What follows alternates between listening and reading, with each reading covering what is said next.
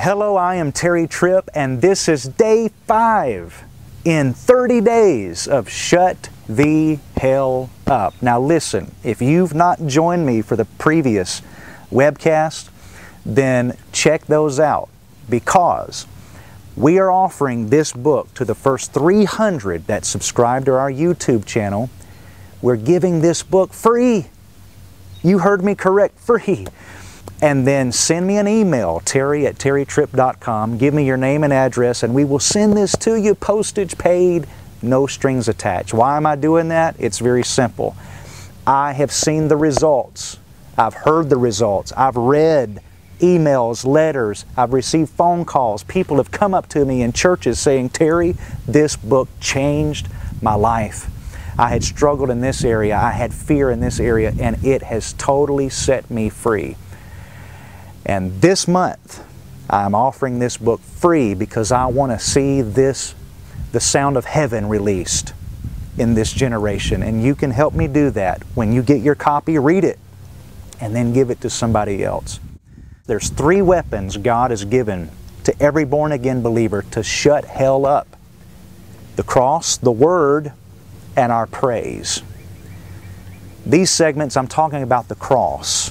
We started out talking about the great exchange that Christ did for us at the cross.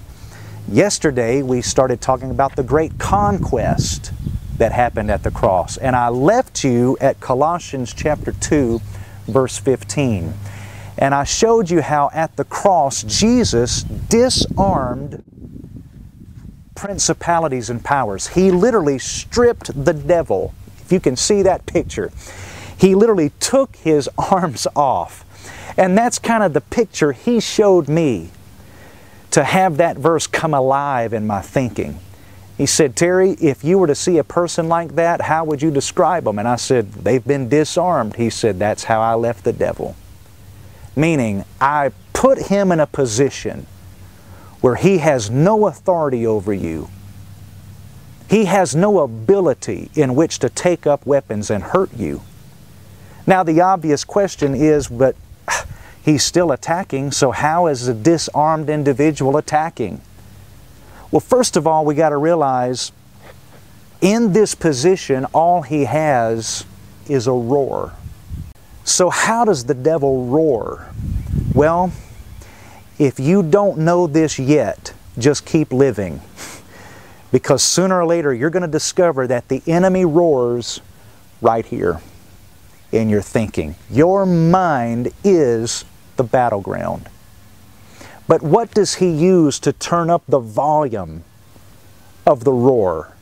What does he use to turn up the volume of fear, of past mistakes, of maybe sickness, disease, whatever it is? That all stems from fear. What does he use to turn up the volume of hell in your mind? I believe he uses natural circumstances.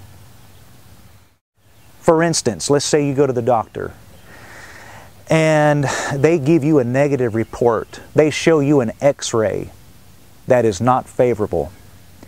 I can assure you, when you leave that doctor's office and that door closes behind you, the enemy is going to start roaring. I took your mom out with this. I took your uncle out with this. I took your grandfather out with this.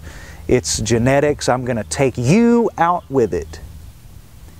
And when we believe the roar, when we start relying on and depending on and adhering to the roar's ability to hurt us more than we do the Word of God to protect us, then at that moment, the seed of fear is sown into your heart. And listen close. When you tolerate fear, you contaminate faith. Fear tolerated is faith contaminated. And the moment we begin to live our life based on fear, and the moment we begin to be dominated by fear, the moment we start talking fear, then we have just put arms on the enemy. Arms represent authority. So in a sense, we give the enemy authority to exercise his power in our life. So don't believe the roar. Don't tolerate fear. How do you not believe the roar? How do you stop tolerating fear? Turn off the world. Turn off the doctor's report. Turn off the news media. Turn off the negative family comments. And turn on the Word.